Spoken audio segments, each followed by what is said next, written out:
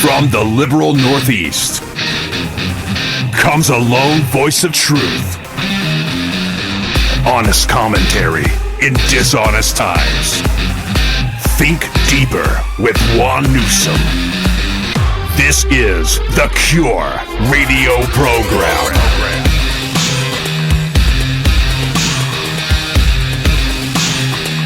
This is the Cure.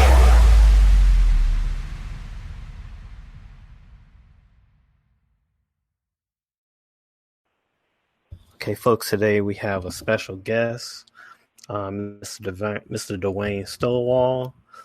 He's running against John Cornyn in Texas to replace him for the Republican Senate seat there. Dwayne, how are you doing? Thank you for being with us today. Hey, I'm doing really well, and I appreciate you having me. Oh, thanks for coming on, and thanks for running against Cornyn. It's been there forever. Yeah, it's almost 2 decades worth, and that's about almost 2 decades too much.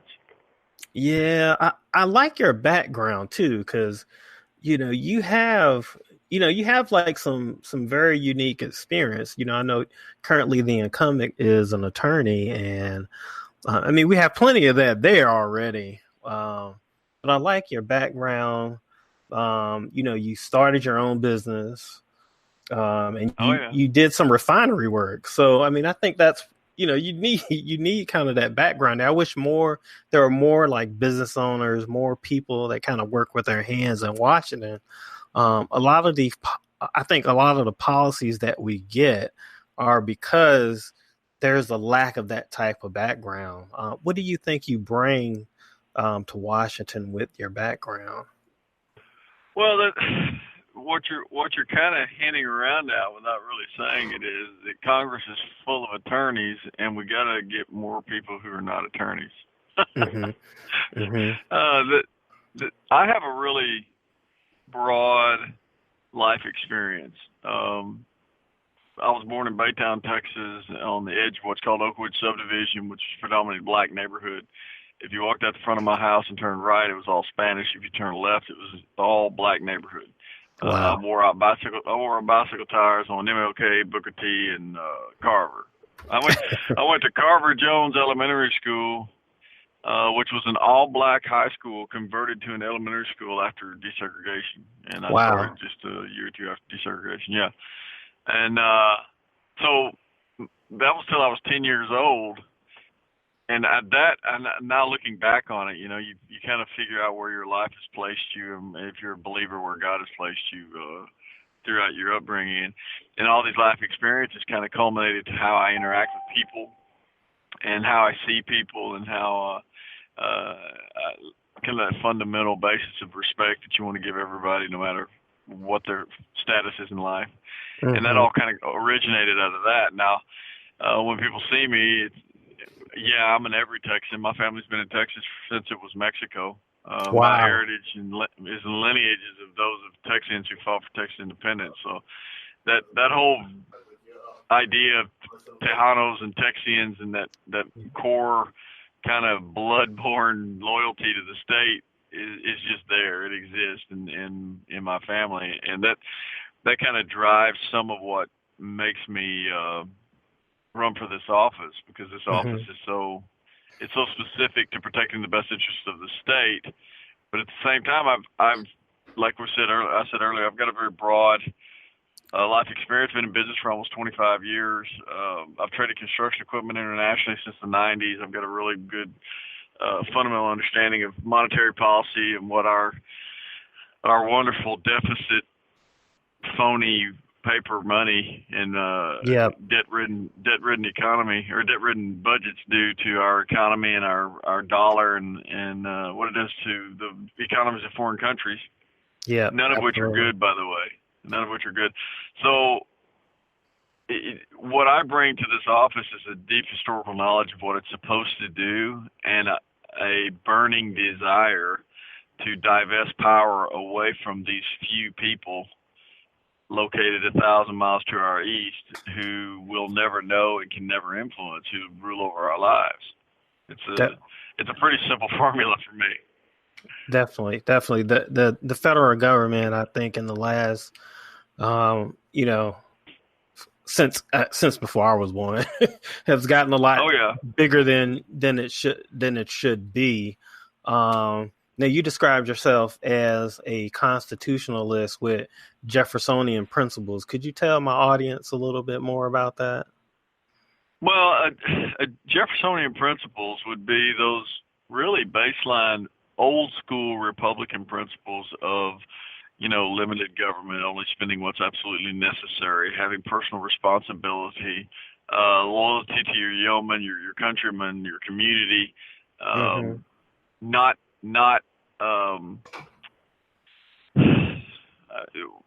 those really basic conservative values of not engaging in foreign wars that are undeclared, of not stealing money from your neighbor in order to give it to your friends, those kind of real basic Republican principles that the Republican Party is kind of left behind. Yeah. Not those of us who are in the trenches. Those of us who live our daily lives and presume to have these conservative Republican principles. We live by them in our daily lives. The disjunct comes with these, what we call the establishment, at the highest levels of the party on the national scale, who really don't seem to live by those at all. They really just live by creating as much power for themselves as they can. And this whole red versus blue paradigm has gotten to the point now where I don't see us as red versus blue anymore at all. I see it as all of us against the DC elite. Because once you get inside the Beltway in Washington, that's all one team. They basically work together. They put I liken it to like Worldwide Wrestling, where they they get in front of the camera and they spit in the microphone and they yell at each other about those Democrats or those Republicans or whatever, and then the people out here in the flyover states get emotionally involved in it and they get all mad and we're screaming at each other, and then when they turn the camera off in DC, those two take off their mask, go to a high-end restaurant, have an $80 steak on our dime, and talk about how they're going to deal with us. So they're kind of on their team, and we ain't on it. You know what I mean? Absolutely.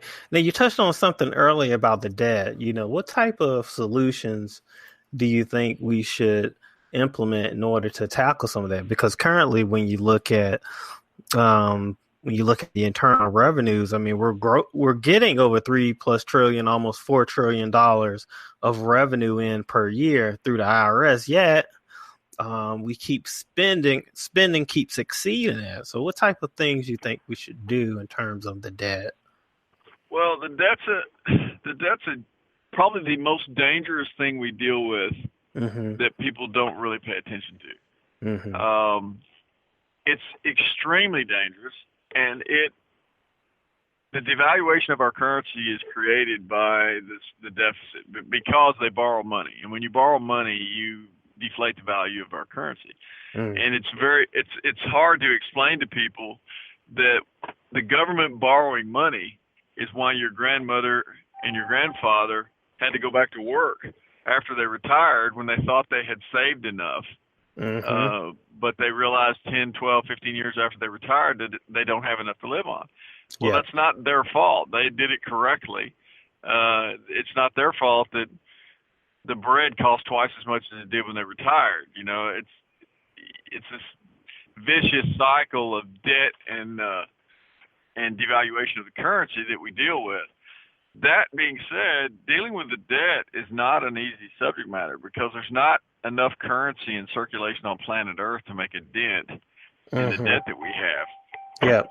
So I'm not sure how you go about dealing with the debt so much as if you can divest power away from the federal government by means of shutting down agencies, by means of getting authorities that it's taken over the years remanded back to the states, and allow the citizens of the states to manage these issues and get that expenditure away from the federal.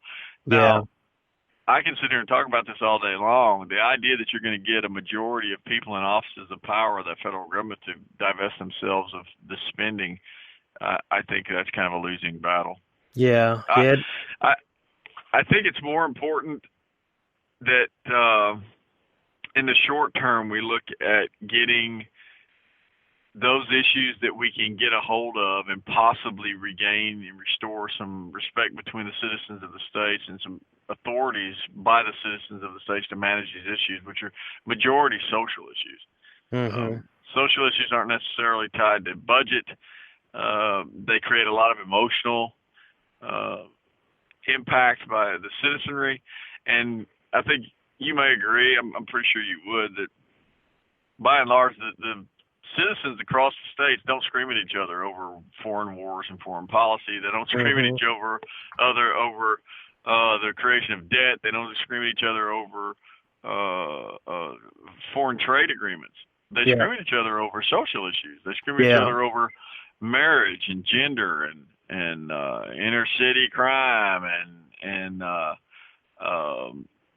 abortion and healthcare and all these issues.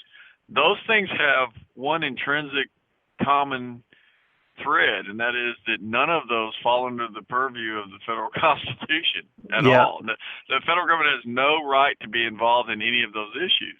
Yet they've taken it over the last century. So I think the best way to deal with the union and our relationships together and the relationships between citizens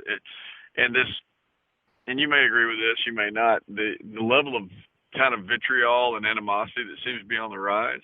I think the best way to deal with that is to not give the federal government any more power, but to take power away from it and divest those issues back to the states and allow the citizens of the states to discuss and manage these issues according to their own will and without trying to allow a handful of people that they don't know who aren't from their state, who don't share the same cultural background or whatever, to manage it for them. So budgetarily, that's a large issue. In the short term, to get us to start kind of recognizing our differences and to bring a certain level of respect back to society, I think you've got to divest power away from those social issues. If you can get into a discussion that any other member of the federal would entertain, and when it comes down to like shutting down agencies, I'll be honest with you, I'm 54. I don't remember an agency of the federal government ever being shut down. They make new ones though. Yeah, definitely. Well, we definitely departed from what you would call true federalism, and when you look at, in order to make a dent, like you said, there has to be some shutting down of agencies. Some agencies have to close doors. What are we doing with the Department of Education? I think that's a total waste. States should be able to manage and run their education. Oh, sure. If I were to give you an example to use on people, I'll tell you, if we were to forget about the United States for a minute, if we were to go to Belgium and the Netherlands and combine those two countries together, there are about 30 million people, about the size of Texas. If you were to tell the parents of every school-age child from K through 12 in those two countries that every single aspect of their educational needs of their children was going to be controlled by a few hundred people in Moscow, those people would come apart at the seams. They'd never go along with that. Wow. But in very literal terms, we here in Texas, we're 150 miles further from D.C. to Austin than the people in Belgium and the Netherlands are from Moscow, and we live with it every single day. So it's an issue of scale and getting people to understand that it is insanity to think that a few hundred people are going to properly manage the education of over 50 million students, K through 12, spread across 50 supposedly free and sovereign states. That's impossible. Yeah. But we live with it. And they wonder why education is going in the tank. Yeah. Well, that's why. Yeah. Well, I looked up the stats. I mean, when you look at education before they started, on the global competitive index, we were somewhere between first and 3 in the world. And today, when you look at education, we fell way off, way down the list. because of Department of Education and some of the programs that have been implemented over time. So, most people don't realize that the USA has a Prussian style education system that was. You can find the origins of it with one guy in particular we commonly refer to, if you ever read anything about him in school or you ever hear about it, they call him the father of education. That was Horace Mann. yeah, And Horace Mann went to Prussia, old Germany, and studied their education system, brought it back here in the 19th century. Matter of fact, he was over there with the Canadian education czar who brought it back and implemented it in Canada. And the purpose of a Prussian-style education system has nothing to do with educating children to be critical thinking individuals. It has everything to do with creating very docile, manageable masses. And we are neck deep in this self-perpetuating decline of education that is really just there to create very docile masses. They've got to be able to manage us. That's the point of it. If you go back 100 years, you find that, or 150, 160 years, you find that, the children are actually reading and writing and learning in French and Italian and Latin and historical books of philosophers and logic and that kind of stuff. Boy, we don't touch any of that ever anymore. Now it's this broad platitudes of very lightly touched history that has a lot of spin on it. Standardized tests. Yeah, very much so. Very much so. And Yeah. it's ugly. And it's just self-perpetuating. That's the reason we're probably 6 or 7 generations into this, maybe 8 generations into this decline of one generation learning very little and the next generation being taught by that generation to learn even less and then a little less. And it's a self-perpetuating decline. And then you throw the understanding that somehow academia and intellectuals are the real smart ones of the bunch, and they're the ones guiding us down the wrong path. Yeah. So it's most of the time, it's these people who've gone to school to be taught to teach what they've learned in school, and they didn't learn much, so they teach less, and then they teach less to the next generation, and so. Wow. Yeah. I mean, that's definitely a model that we shouldn't follow. And I've said for years, man, they should just close the doors on, the Department of Ed, for that very reason. I mean, it's just, states should be able to manage and, their own education, and then they broke it and then they gave us Common Core, which was supposed to fix what was broken. And now even the Common Core, some of the states are finally rejecting. Well, and they reject it, but they just bring it back to them under another name, and then they take it back. They can't really reject anything because no one at the state level is willing to give up the money that they're baited with or extorted with by the federal. Mm-hmm. So you get this vicious cycle, and you can apply this to just about every aspect of our budgetary social dynamic. You got a federal government that spends on average about 33 to 35% more than it takes in taxes. You have states that, in Texas, we spend on average 45% more than we take in taxes, and people don't realize that. Mm-hmm. So we're broke as anybody. The federal government's broke, but they have access to the Fed, and they print their own money, which devalues your currency and continues the decline of inflationary whatever. That's the reason our wonderful Escalades cost $100,000 a day, and that same Escalade only cost $20,000 just a few years ago. Well, how is that possible? Do you think it's $80,000 more value? No. No, it's your dollar's not worth squat. So, and people don't get that. They just think that, it's just that expensive because they're that nice. No, they're not that nice. It's your dollar's worthless.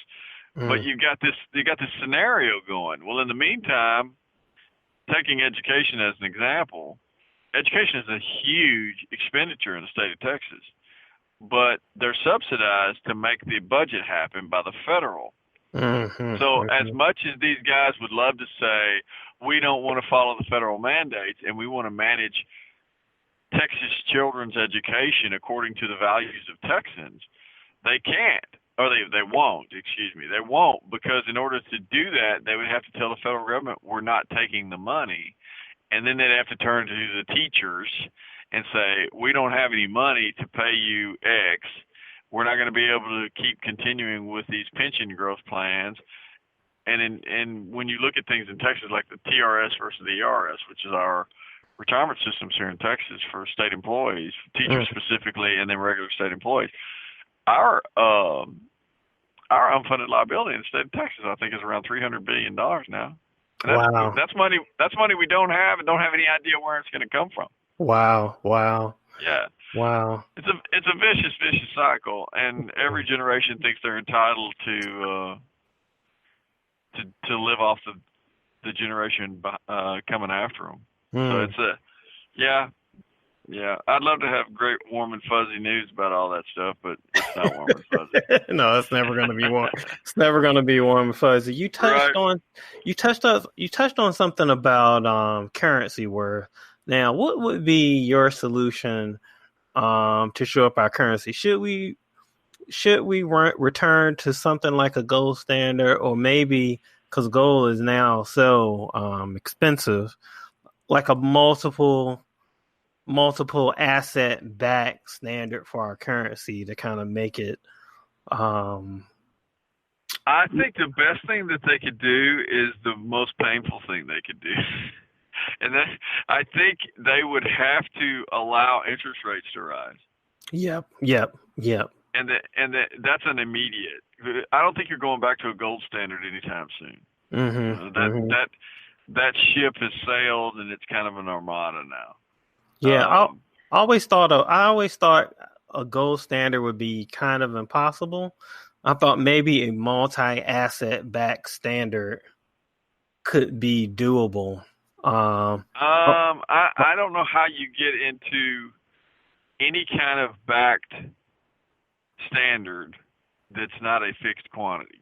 If it's a variable quantity, it can be abused. That's the reason gold has for 6,000 years been so good, because there's a fixed quantity of it. You can't go print gold. You can't grow it in the backyard. So the valuation tends to stay relatively consistent. For me, it's the creation of debt. And the reverse of that is what they do by creating debt, and you probably already know this, but what they do by creating debt is they print all this phony money and they inject it into the economy. I think we're on quantitative easing infinity now. We print like $80 billion or $100 billion a month, and they inject that into the economy just to keep everything moving, but there's no value to it. It's kind of like sitting kids at a table and giving each one of them one M&M except for one kid.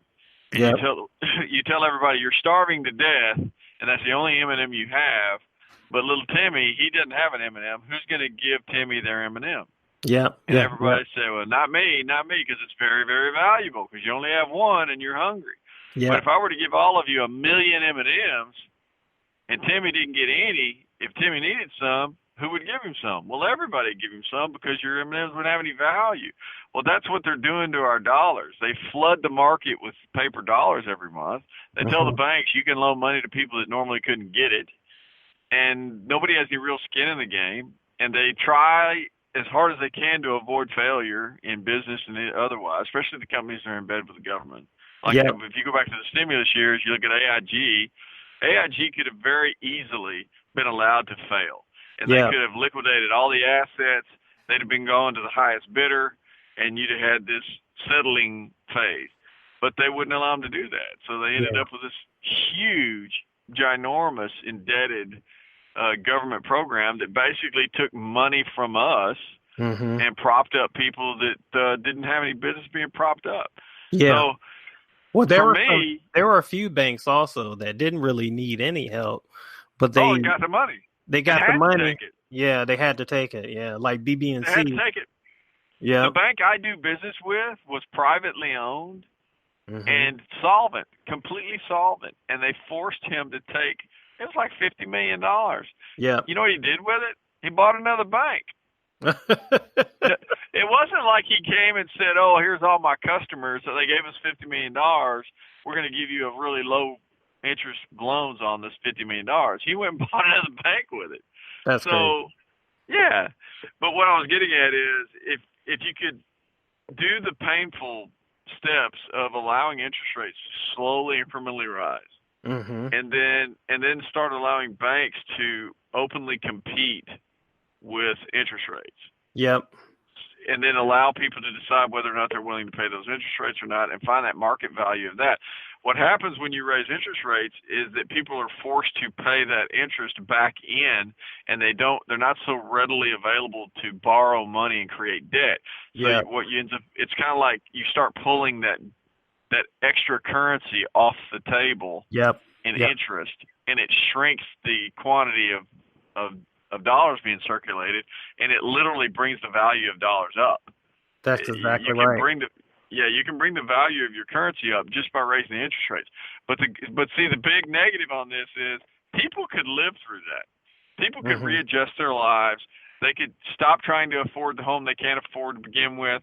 They could get into a cheaper car. They can make personal decisions to put themselves in a better economic position. The people who fight against that are in government. Yeah. Because they don't want to adjust anything. They want to keep spending, and they want to have an open source of spending that they can borrow at any time they want. And that's the people that do all the messaging. The government comes out and says, oh, you can't do that. It'll be a complete collapse of everything. No, it's you that's worried because you're not going to have the money to give your buddies, and you're not going to have the money to spend on your programs. So I'm not an anarchist. I'm just really close. No. No, it makes sense to suck dollars out of circulation. Yes. That's something that should have been done under the Obama administration, to be totally honest. But they kept doing the easing. How do you feel about taxation, federal taxation? You want the blanket taxation as theft statement? What do you want? What's your? Are you like a fair taxer or flat tax or? Well, I'd be more than willing to look into a flat tax movement of some kind and look at the details on it. Fair tax is unconstitutional. There's only 4 types of taxes that they have control over, and a blanket national sales tax is not one of them. Yeah. Excise taxes are very specific to an item. You can't apply an excise tax to every single thing you purchase.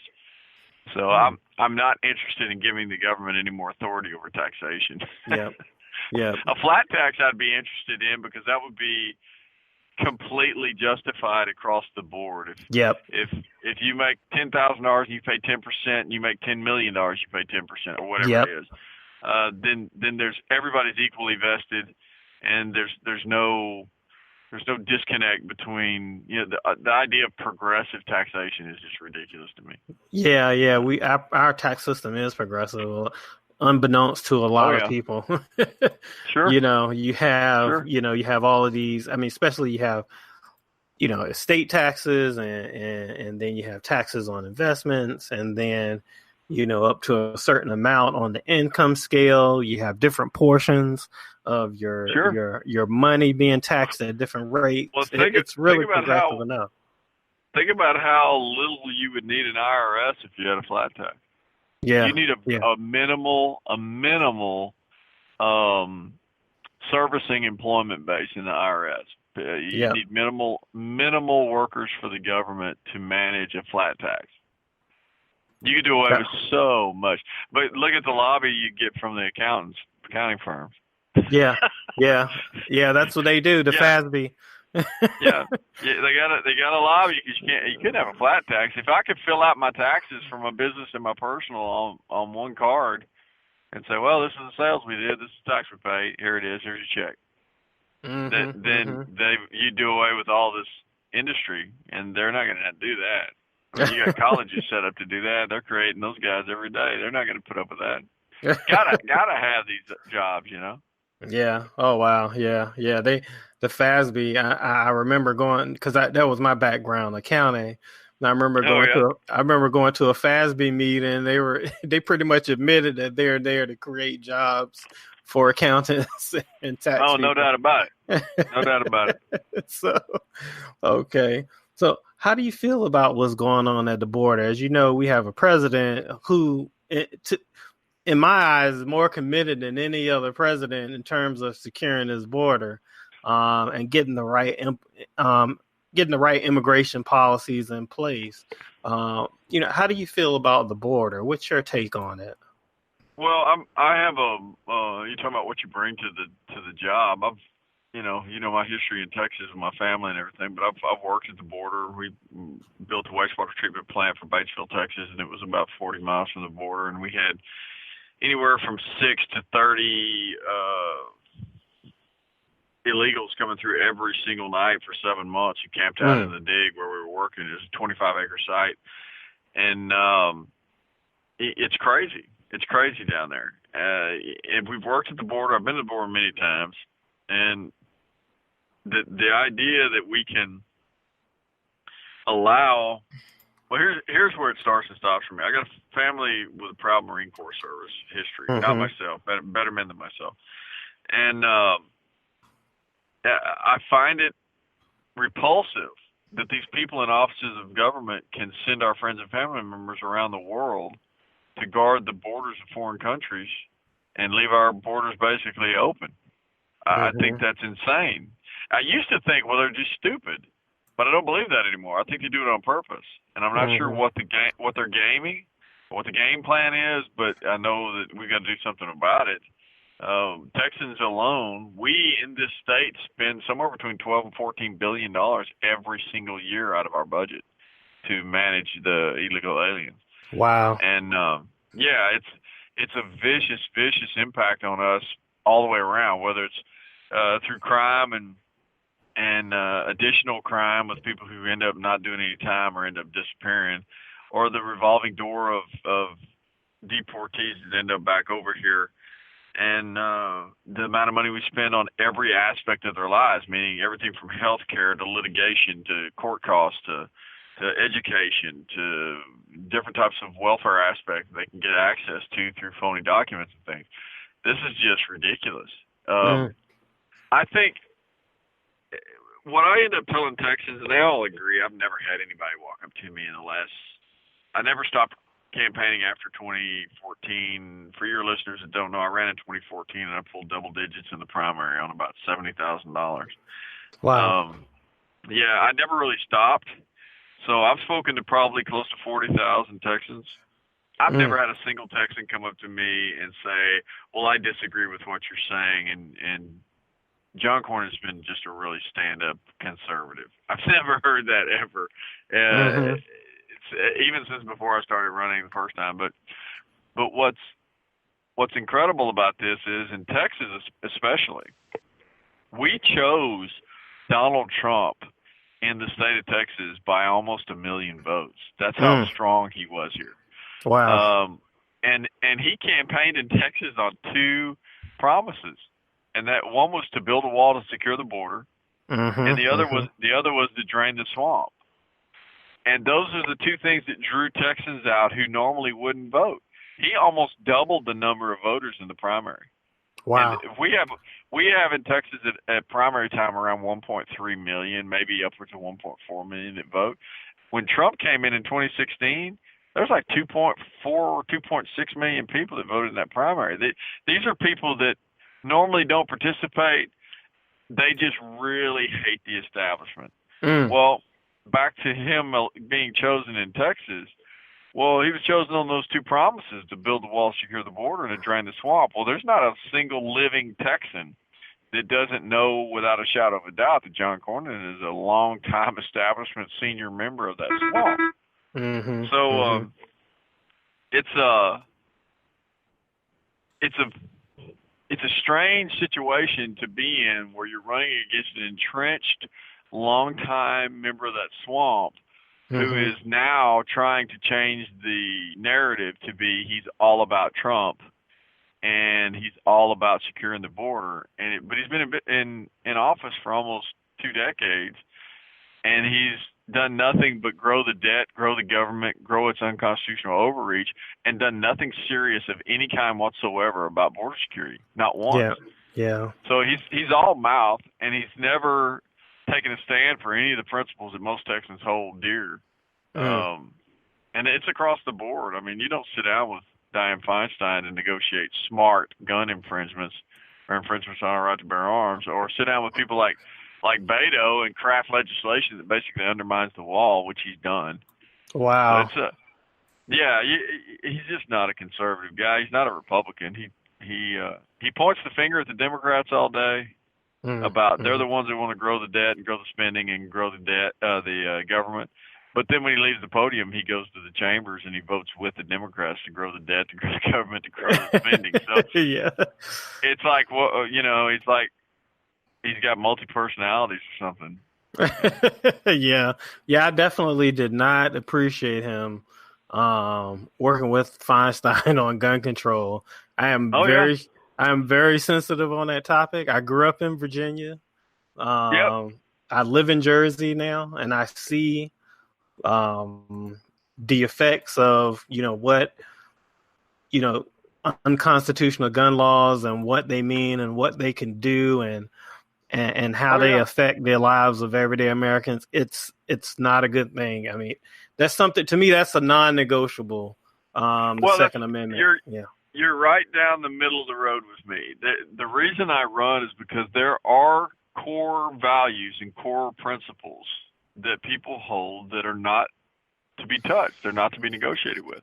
Mm-hmm. And the part of John Cornyn that has made it absolutely the worst for me is that he's proven for almost 2 decades that there's not a single conservative principle that he won't compromise. He is willing to negotiate with every single conservative value we have, and he's proven it time and time again. He's constantly wanting to sit down and have a bipartisan discussion about our right to bear arms or these types of issues, and you at some point you got to get him out of there. You got to have somebody who's willing to say, no, we're not talking about it. It's none of your business. We're not doing that. I'm not going there with you, and we're going to make it very, very ugly if you decide you're going to go that direction. And he's not that guy. He's never been that guy. Yeah, if you go to my website, DwayneStovall.com, and go to the videos, you can watch a video there where he is telling Tucker Carlson, some of your listeners may have saw this, he used to tell the media after the election, when we chose Donald Trump in Texas by almost 1 million votes, based on those 2 promises, he would go on media and he'd say, well, Texas didn't vote for a wall. And Tucker Carlson's on there saying, and there's another part where Tucker Carlson talks about some of the people in John Cornyn's office voting for Hillary, and they did. And he's got a funny look on his face because Tucker calls him out on it. But he says, what would make you think? Why wouldn't you think Texans didn't vote for a wall when they Trump said we want this big beautiful wall, and Texas voted for him? Why wouldn't you think they wanted it? And he says that, well, I don't think they did. I don't think. And he stumbles around, and then there's Beto talking about how he and the senior senator from Texas, John Cornyn, worked together to craft legislation about the border, and they don't need a wall. So it's like this is not the guy. This is not the guy you want representing a Republican base in Texas. He's the worst possible guy. He's worse than a Democrat. Yeah, because at least the Democrat's honest. Yeah, and they'll stand on their principles. They'll stand right there and tell you, I want to take your money, I want to take your guns, I want to murder children, I want to do all these things, and you can go, I see you coming, I know what you bring. Mm-hmm. John Cornyn's he's way worse than that, because he'll tell you, I'm pro-life, and I want to protect your Second Amendment protections, and I'm all about limiting government, and I'm all about, controlling the spending. And then he'll go do the exact opposite for almost 2 decades. So, there's a wave in Texas, and he's looking at a short time. Wow. Well, man, thanks for laying out your platform for us. And how's your team on the ground, though? Are you getting a lot of movement there, or how are you being received? I've got the biggest campaign in the state of Texas by multiples. We've got somewhere between 1,000 and 1,500 volunteers. Woo! Yeah, it's big. We don't have the funding of a John Cornyn, but we don't need the funding of a John Cornyn. We need funding. People who want to donate and feel it placed upon their heart that they want to donate to this cause, please do. But we don't need $10 million to beat him. How can they donate? Tell my listeners how they can reach you and donate. If they go to DwayneStovall.com, DwayneStovall.com, and there's a spot to donate, and it's got a manual sheet you can print out if you want to mail it in, or you can do it online. There's a PayPal spot online, or you can do it with a card, or however you want to do it. But yeah, and if they want to do that, we're doing radio advertising starting Monday, all over the state, and we're still funding more and more areas of that. So if they want to donate, they'd still get involved in that. We can definitely use it. But what I was saying is, yes, we need money, but we don't need $10 million like he's got in the bank. If you tell the truth and people believe you know what you're saying, you know what you're going to do, they believe that when they turn their back, you're going to do what you say. Yep. It sells, and people share that, and they stick to that. But, you know, it costs millions and millions of dollars to make a mule look like Secretariat. So, and that's what we're dealing with. Yeah. That's great. Well, Dwayne, thanks for being with us tonight. And, you know, this is going to be distributed out there in the podcast realm. Of course, we'll send you and your team the links and everything. Thank you so much. I really appreciate it. It's very refreshing to have a conversation with a real constitutional conservative, someone that stands for limited government. It's very rare. I hope we get more like you in the Senate, especially. I definitely appreciate the opportunity to come on and talk with you, Juan. I think it's a great thing you're doing, and I'm sure glad you're out there bringing it to everybody. There's not enough of it to go around. I appreciate you. Thank you so much. This is The Cure.